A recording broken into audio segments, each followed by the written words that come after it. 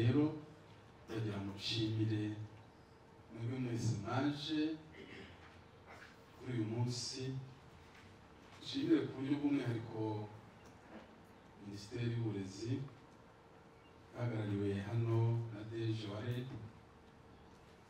Kuba mwaje biragaragaza agaciro mwahaye iki gikorwa.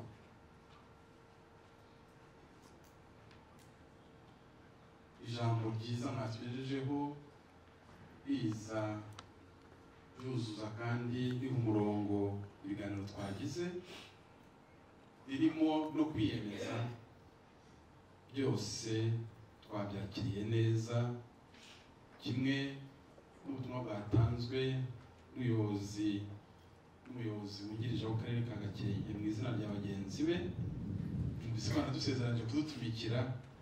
Nuko mwakoze cyane abasaserdoti mwaje, abayobozi mu nzego zose mwaje kugira ngo tuganire ku ireme ry'uburezi.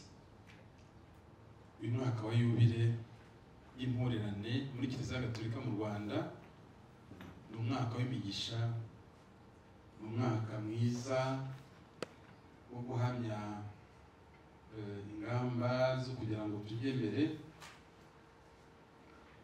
Ndagira ngo mbasabe amashuri Gatolika afasha abana bacu kurangamira Kristo, soko y'amizero, ubuvandimwe n'amahoro, kwita uburere bwa roho, kwita ku mwana wabo n'Imana, birubaka, biha n'agaciro ibyo barimo byose.